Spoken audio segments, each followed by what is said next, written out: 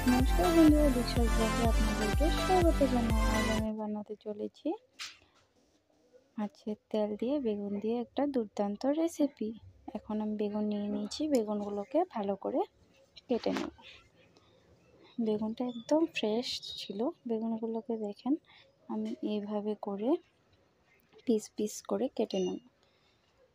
বেগুনের পরিমাণটা বেশি নিতে হবে না, আমি অল্পই নিয়েছি। বেগুনগুলোকে ভালো করে কেটে নিয়েছি। এখন মাছের তেল বানানোর জন্য তো পেঁয়াজ লাগবে, পেঁয়াজগুলোকেও ভালো করে কেটে নেব। পেঁয়াজটাকে আমি ভালো করে ছুলে নিয়েছি প্রথমে। দেখেন আমার পেঁয়াজ ছুলা হয়ে গিয়েছে। এখন পেঁয়াজগুলোকে ভালো করে কুচি কুচি কুচি কুচি করে কেটে নেব। পেঁয়াজগুলোকে এইভাবে করে কেটে নিতে হবে। এখন আমি এই রেসিপিটাতে কাঁচা লঙ্কা ব্যবহার করব, তার জন্য কিছু লঙ্কা কেটে নেব। এই রেসিপিটা খেতে অনেক দুর্দান্ত লাগে। এখন আমি পেঁয়াজগুলোকে ভালো করে ধুয়ে নেব, তার জন্য আমি জল নিয়ে নিয়েছি। পেঁয়াজগুলোকে ভালো করে ধুয়ে নিয়েছি। এখন বেগুনগুলোকেও ধুয়ে নিতে হবে। না ধুয়ে কি খাওয়া যাবে? বেগুনগুলোকে ভালো করে ধুয়ে নিতে হবে। এখন আমি উনুন জ্বলিয়ে দেব। উনুনে আগুন জ্বলে গেছে। এখন কড়াই বসিয়ে দিয়েছি। কড়াইটাকে কিছু সময়ের জন্য গরম হতে রেখে দেব। এই রান্নাটা ঘরোয়া পদ্ধতিতে অনেক দুর্দান্ত হয়। দিয়ে দিয়েছি কড়াইয়ে তেল, দিয়ে দিলাম ফোড়নে কালো জিরে। কালো জিরেটা যখন ফুটে উঠবে তখন এর মধ্যে পেঁয়াজ কুচি অ্যাড করে দেব। কালো জিরে আমার ভাজা হয়ে গেছে, পেঁয়াজগুলোও ভালো করে ভাজা হয়ে গেছে। এখন দিয়ে দেব বেগুন। বেগুনগুলোকে আমি কেটে ধুয়ে রেখেছিলাম। এখন আমি বেগুনগুলোকে এক এক করে দিয়ে দিয়েছি।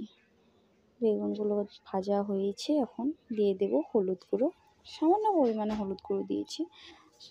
নিজের খাওয়ার মাপ আন্দাজ মতো নুন দিয়ে দিতে হবে। আমাদের পরিবারের নুনটা একটু কম খায়, তার জন্য অল্প পরিমাণে নুন দিয়েছি।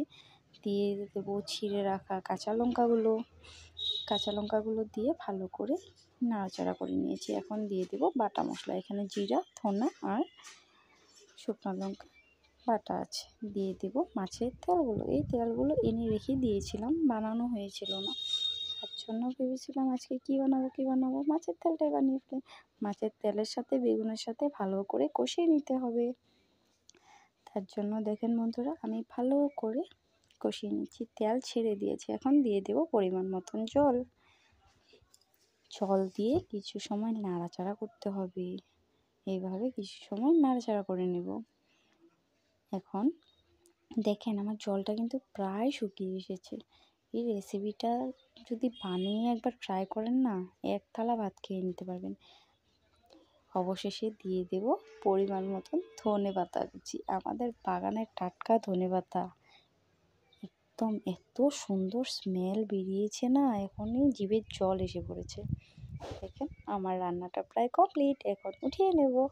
কেমন হয়েছে দেখতে বলো? মুখে জল এসেছে?